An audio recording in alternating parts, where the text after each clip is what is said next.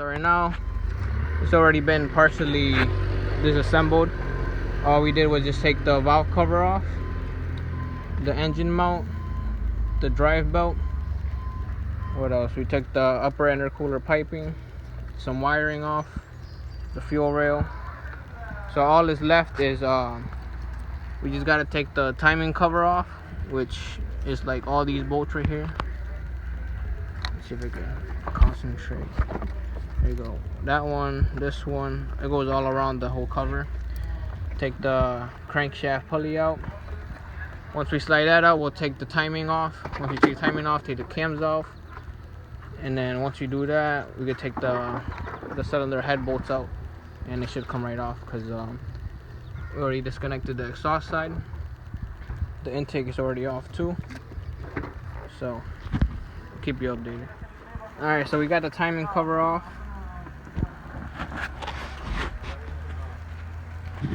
So right now we're actually gonna take the timing chain out. So the tensioner is right there, and just to be safe, we're gonna hold the cams in place. We didn't have another wrench, so we used the zip tie, but it's holding good. So just hold it in place while we take the head off. So.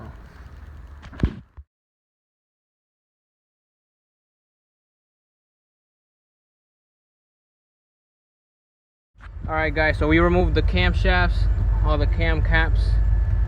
I'm gonna show you where it's in the car. It's pretty self-explanatory. The way they go, they point to each other and they are numbered. And it also says intake, exhaust. So they're all lined up, ready to go. Now, I just finished loosening up all the head bolts. 1, 2, 3, 4, 5, 6, 7, 8, 9, 10. So use a T55, I believe. Let me just double check that for clarification. Oh, it's right here. And no, I didn't use the impact gun. I just used it to finish unscrewing them once I loosened it. T55. So now all is left, we already took out the bolts for the guides that hold it in place right here. And I also had to drain the coolant. And on this side, instead of taking this hose, the bottom radiator hose, and the 2 heater hoses right here, all I did was take out 3 12mm bolts. Those 3 right there that hold the thermostat housing to the head. So one of them goes, it's gonna be kind of hard to show you guys, but I'm trying my best. So one of them goes in here. This one.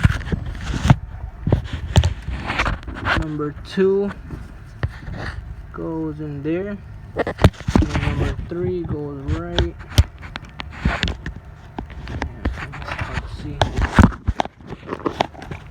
Right there. So you take those 3 out, and this kind of slides out the way. So it should be good to go. Just pull the head off right now after taking the bolts out. Yeah, I'm gonna need a magnet. Alright, so we're gonna pull the cylinder head straight out, and then we're gonna place it. We're gonna place it right on this little cart right here. Are you ready? Alright. Hold on. Anything stuck to it?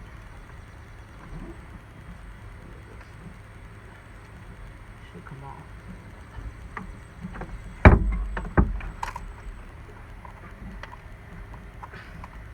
Is anything holding it? Maybe it's heavy. Alright, go away. Let me take this off. Okay.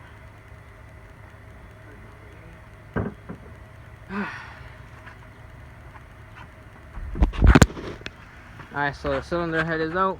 I'm gonna do a small test on the valve, see if it's leaking. It should pass because it is leaking. And here we got the pistons, head gasket, all that stuff.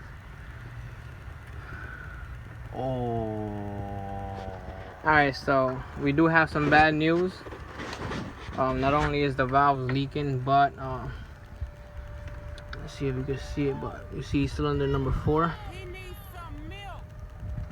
It's supposed to look like that, one hole, and a big chunk of it is missing. And there's a lot of metal shavings. Number 3 looks okay visually. Number 2 looks good. 1 looks good, but number 4, it's not looking too good right now. So, all right, let's see what else we're gonna have to do.